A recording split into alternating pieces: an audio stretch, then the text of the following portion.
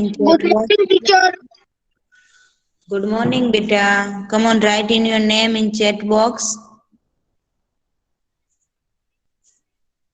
Good morning, teacher. Good morning, beta. Good morning. Good morning. Come on, write in your name in chat box, all of you.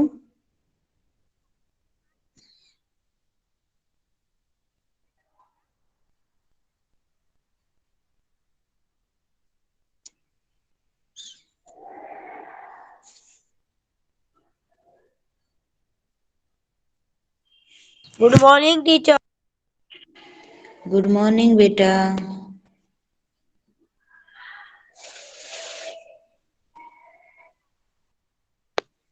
All student सबको अपना नाम chat box के अंदर लिखना है।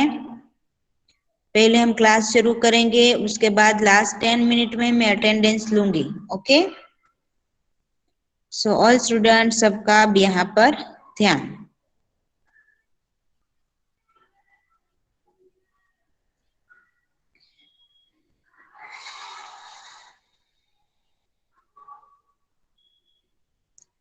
Okay, all student सबको screen दिखाई दे रही है? Yes. Yes. पिछले लेक्चर में हमने पाठ नंबर 4 देश के नाम संदेश जो अब्दुल कलाम ने ईमेल द्वारा भेजा था, उसमें हमने विस्तार पूर्वक अभ्यास किया था। हमारे देश के लोग हर खराबी के लिए सरकार को दोष देते हैं। वे ये नहीं सोचते कि एक सार्वभौम स्वाधीन देश के नागरिक होने के कारण उनके भी कुछ कर्तव्य होते हैं।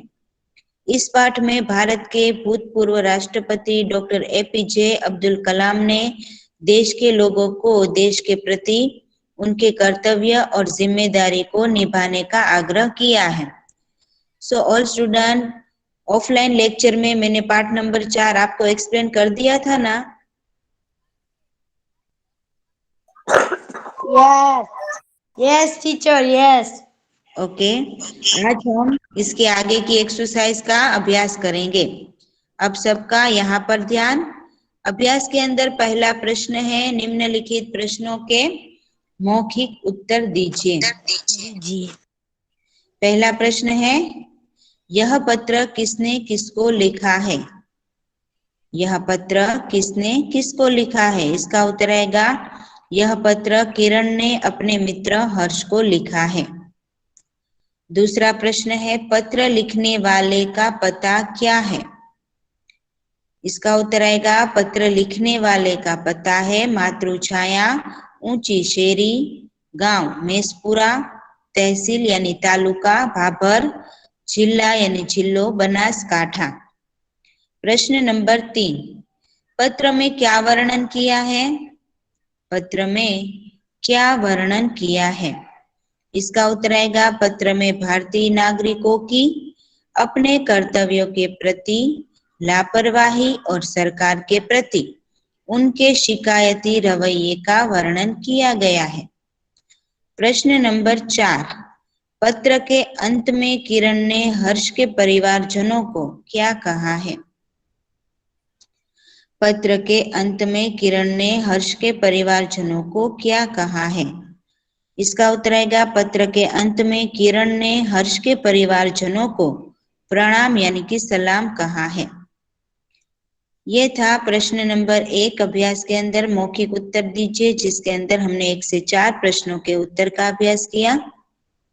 दूसरा प्रश्न, निम्नलिखित प्रश्नों के नहीं बेटा, आपको सिर्फ समझना है। पीडीएफ में से ही आपको लिखना है, यहाँ आपको सिर्फ लेक्चर में समझना है जो मैं एक्सप्लेन कर रही हूँ वो। ओके, प्रश्न नंबर 2, निम्नलिखित प्रश्नों के मौखिक उत्तर दीजिए।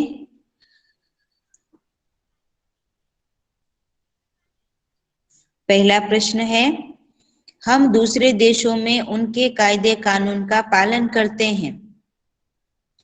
हम दूसरे देशों में उनके कायदे कानून का पालन करते हैं, लेकिन अपने देश में क्यों नहीं? इसका उत्तर आएगा, हम में अपने राष्ट्र के प्रति गर्व और सम्मान की पर्याप्त भावना नहीं है। हम अपने देश की व्यवस्था को उचित महत्व नहीं देते।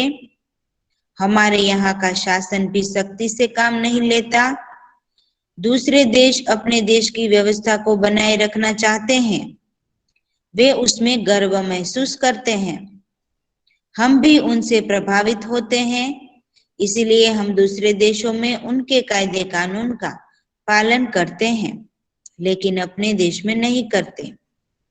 दूसरा प्रश्न, हमारे देश की स्वच्छता की जिम्मेदारी किसकी है?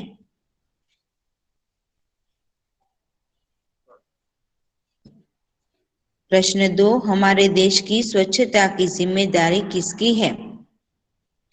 इसका उत्तर आएगा, हमारे देश की स्वच्छता की जिम्मेदारी स्थानीय प्रशासन अर्थात ग्राम पंचायतों, नगर पालिका और महानगर पालिकाओं की है।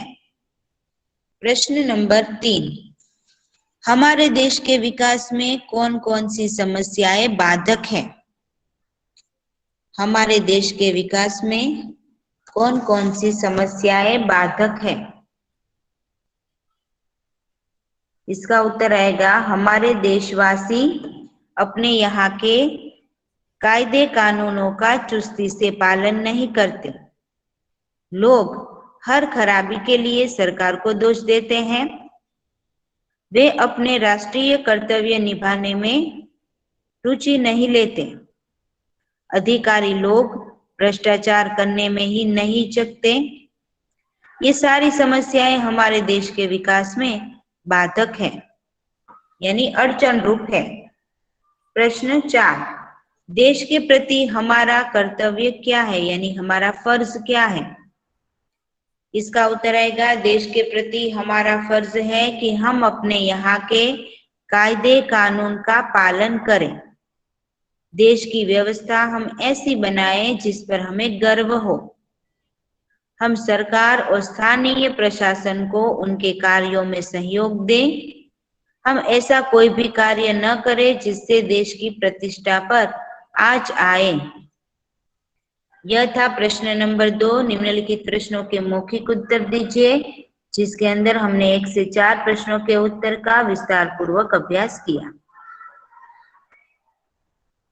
प्रश्न नंबर 3, शब्दों को उचित क्रम में रखकर अर्थपूर्ण वाक्य बनाइए। पहला है, में सफाई खुदाई है। इसका उत्तर आएगा, सफाई में खुदाई है।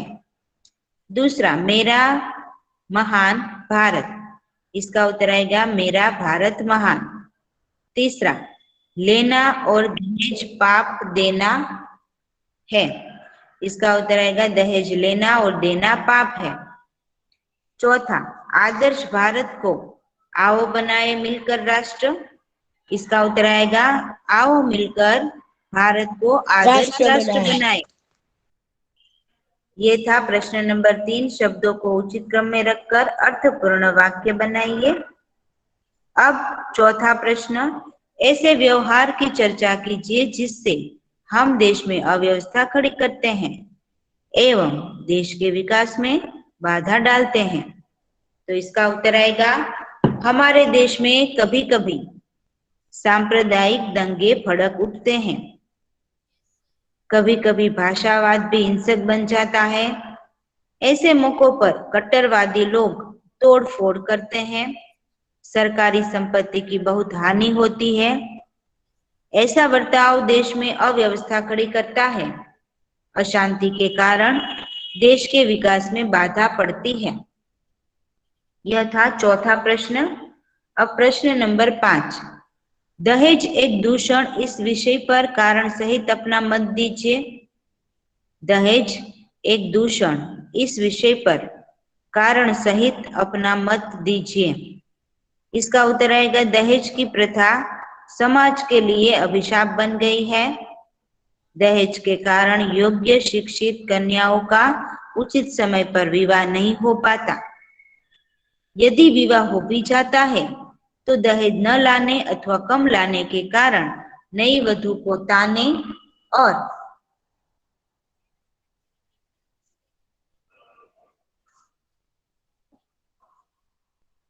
नई वधू को ताने और व्यंग्य सुनने पड़ते हैं।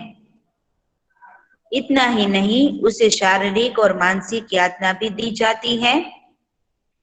कुछ दहेज लोभी तो वधू को आत्महत्या के लिए मजबूर कर देते हैं या जला भी देते हैं। जिस दहेज के कारण ऐसे दर्दनाक और शर्मनाक कांड होते हो, वे सचमुच समाज का दूषण है। उसका कभी भी समर्थन नहीं किया जा सकता। अब प्रश्न नंबर 6।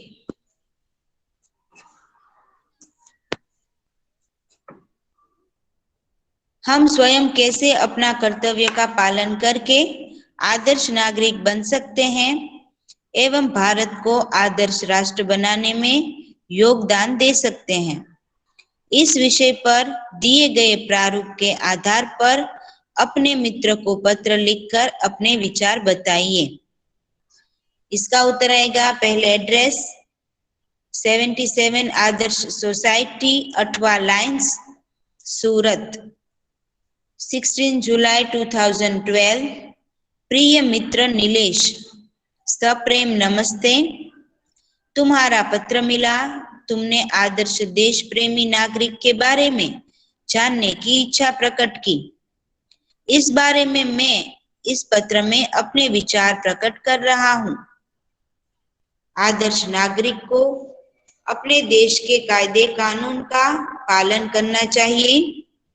अपने यहाँ की पंचायत या नगर पालिका को उसके कामों में सहयोग देना चाहिए। सार्वजनिक स्थानों पर गंदगी नहीं करनी चाहिए। देश के सभी धर्मों और भाषाओं का सम्मान करना चाहिए, इन्हें मान देना चाहिए।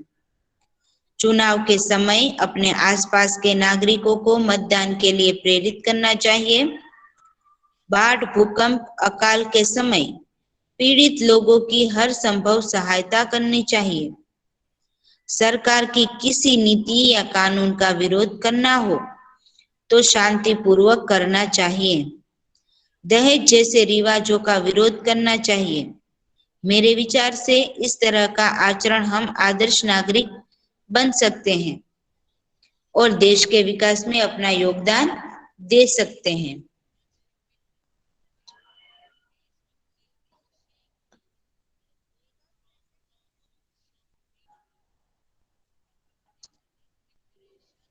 मेरी माताजी अब बिल्कुल स्वस्थ हैं। राजीव भली भांति पढ़ाई कर रहा है। मुन्नी तुम्हें बहुत याद करती है। तुम्हारे परिवार में बड़ों को प्रणाम और छोटों को प्यार, यानी बड़ों को सलाम। तुम्हारा मित्र संजय ठक्कर। यह हमने अभ्यास का अभ्यास किया। अब हम स्वाध्याय का अभ्यास करेंगे। स्वाध्याय के अंदर पहला प्रश्न है, निम्नलिखित प्रश्नों के उत्तर दीजिए। पहला प्रश्न होगा, डॉक्टर कलाम ने इस ईमेल से हमें क्या सीख दी है? डॉक्टर कलाम ने इस ईमेल से हमें क्या सीख दी है? इसका उत्तर आएगा, डॉक्टर कलाम कहते हैं कि हम सरकार चुनने के लिए मतदान करके निश्चित न हो जाएं।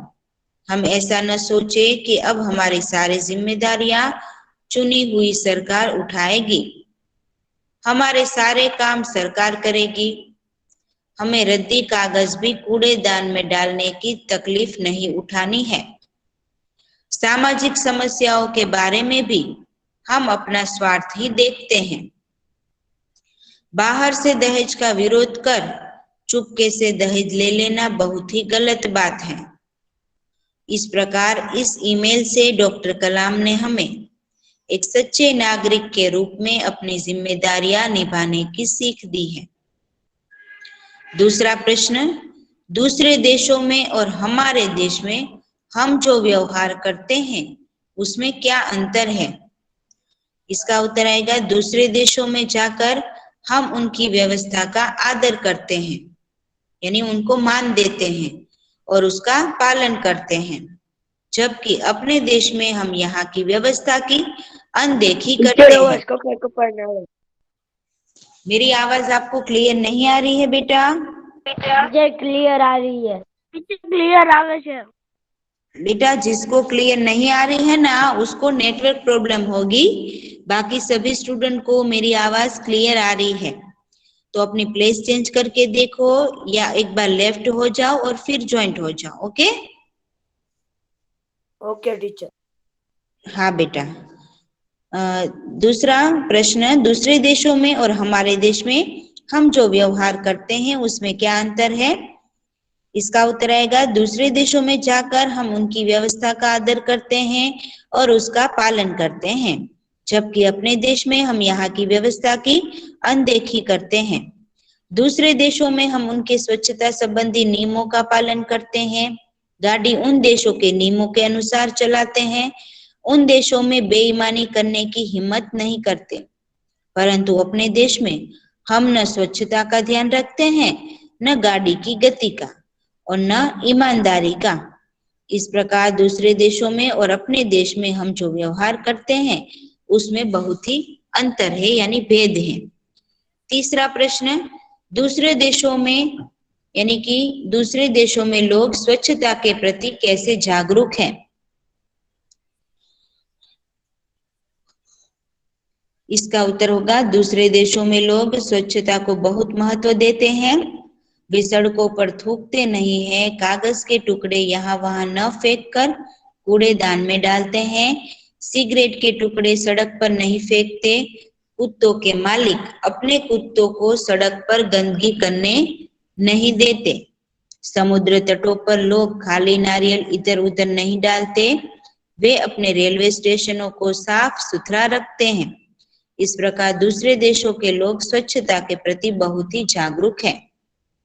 चौथा प्रश्न, अपने देश की व्यवस्था को हम कैसे सुधार सकते हैं? अपने देश की व्यवस्था को हम कैसे सुधार सकते हैं? इसका उत्तर आएगा, अपने देश की व्यवस्था को सुधारना है तो हमें स्वयं उसकी जिम्मेदारी लेनी चाहिए। अपनी जिम्मेदारी हमें दूसरों पर नहीं डालनी चाहिए। अपने यहाँ की अव्यवस्था से हम भागे नहीं, बल्कि उसे दुरुस्त करने में सरकार को सहयोग दे। दुरुस्त यानी ठीक करने में। इस तरह अपने सकारात्मक योगदान से ही हम अपने देश की व्यवस्था को सुधार सकते हैं। यह था स्वाध्याय के अंदर पहला प्रश्न।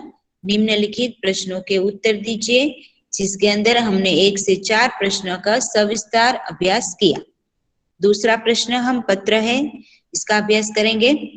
जीवन में सफाई का महत्व समझाते हुए अपने मित्र को पत्र लिखिए। जीवन में सफाई का महत्व समझाते हुए अपने मित्र को पत्र लिखिए। पहला हम एड्रेस लिखेंगे, 9 मानव मंदिर, आशापुरा रोड, नडियाद। 25/9/2013। प्रिय मित्र कैलाश, नमस्ते। मैं यहाँ कुशल पूर्वक हूँ, परंतु तुम्हारे यहाँ कई तरह की बीमारियां फैलने की खबर जानकर दुख हुआ। ये बीमारियां गंदगी से फैलती है। हमारे यहाँ के लोग स्वच्छता का महत्व पूरी तरह नहीं जानते। वास्तव में स्वच्छता आरोग्य की माता है। जहाँ साफ सफाई रहती है, वहां रोगों को पैदा करने वाले मक्खी मच्छर जैसे जीव जंतु नहीं होते। शरीर को साफ सुथरा रखने से खाज खुजली जैसी त्वचा की बीमारियां नहीं होती। सिर के बालों को साफ रखने से उनमें जू नहीं पड़ती। दांतों को स्वच्छ रखने से पायरिया नहीं होता। इस प्रकार साफ सफाई रखना बहुत जरूरी है। कहते हैं जहां सफाई रहती है वहां भगवान का वास होता है। पत्र लिखना, घर के बड़ों को मेरा प्रणाम यानी सलाम और छोटों को प्यार। तुम्हारा मित्र अतुल शाह।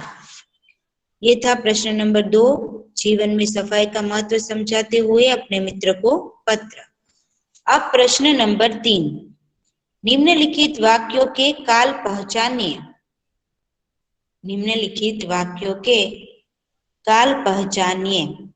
इसके अंदर पहला वाक्य है, मैं क्रिकेट खेलता हूं, तो ये सामान्य वर्तमान काल, क्योंकि खेलता हूं वर्तमान काल। दूसरा, मैं कल अंबाजी गया था। गया था यानी पूर्ण भूतकाल। तीसरा, कोई गाना गा रहा है, सामान्य भविष्यकाल। चौथा, आज ठंड ज्यादा होगी, सामान्य भविष्यकाल।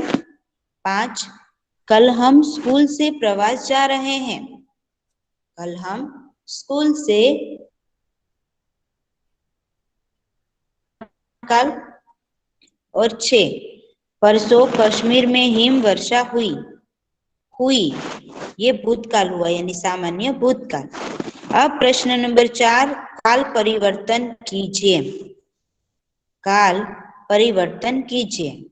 पहला, मैं बाजार गया, इसका भविष्यकाल कीजिए तो क्या होगा इसका उत्तर, मैं बाजार जाऊंगा, मैं बाजार जाऊंगा। दूसरा, मंदिर में पूजा होगी, पूजा हुई। भूतकाल क्या होगा, मंदिर में पूजा हुई। पूजा हुई। तीसरा, शिमला में हिम वर्षा हुई, तो भविष्यकाल क्या होगा, शिमला में हिम वर्षा वर्षा होगी। होगी। चौथा, मैंने पढ़ाई की, तो मैं पढ़ाई मैं करता हूँ। गुड। आज हम यहाँ तक रखते हैं, आगे का प्रश्न हम नेक्स्ट एक्सरसाइज में देखेंगे। अब मैं सबकी अटेंडेंस ले रही हूँ, अब सबका यहाँ पर ध्यान। ओके, अटेंडेंस हो जाने के बाद मैं यहाँ सबके नाम बोलूंगी। जिसने अपना नाम चैट बॉक्स में नहीं लिखा है वे प्लीज अपना नाम चैट बॉक्स के अंदर लिख लेना बेटा।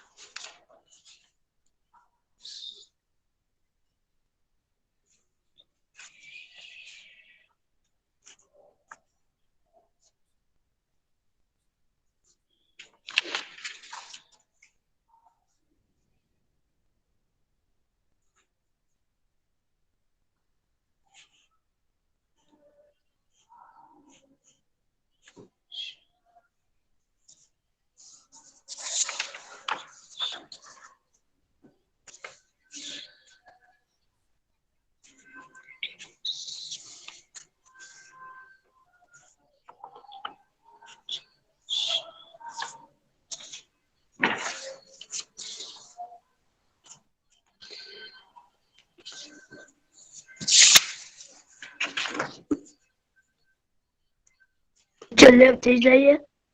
नो बेटा, अटेंडेंस के बाद मैं नाम बोलूंगी, उसके बाद आपको लेफ्ट होना है। Okay, okay teacher.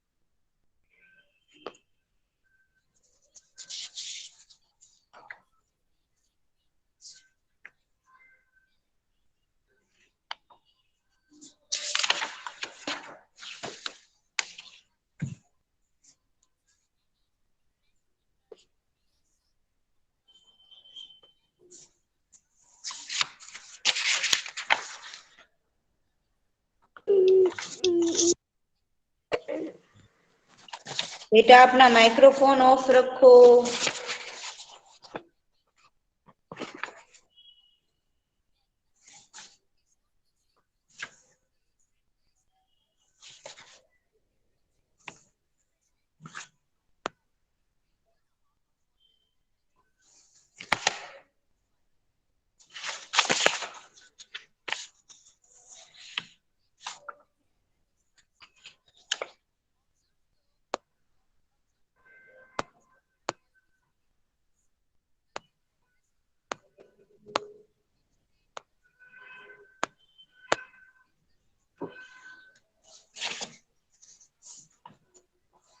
चलो, अब मैं यहाँ सबके नाम बोल रही हूँ, अब सबका यहाँ पर ध्यान। Abedi Misam Abbas Kalbul, present. Govani Abbas Ali, present. Kabaria Jehan, Kapasi Mohammad Mehndi, Lakhani Arman Ali, Lakhani Farhan Ali, Lakhani Mohammad Zakran and मेघाणी मोहम्मद रजा, मुखी अजहर, प्रेजेंट। नकवी मोहम्मद मुंतजीर, रजबरिया मेहंदी रजा एंड रौजानी अली असगर और वसाया हसन अली। चलो, अब किसी का बाय नाम बाकी, टीचर। Present teacher. अब किसी का नाम बाकी नहीं है ना? टीचर ने कोई मोहम्मद मुंतजर। रोल नंबर बोल तो बेटा। 37. हाँ हो गया, Naqvi Mohammad Muntazar Afzal Mehndi. Okay teacher. Okay all student, आगे की एक्सरसाइज हम नेक्स्ट लेक्चर में देखेंगे। ओके बाकी 1 2 3 लेसन आपको फेयरबुक में कंप्लीट रखने हैं। ओके घर पर रहो, स्वस्थ रहो और सुरक्षित रहो। All student thank you. Bye bye teacher.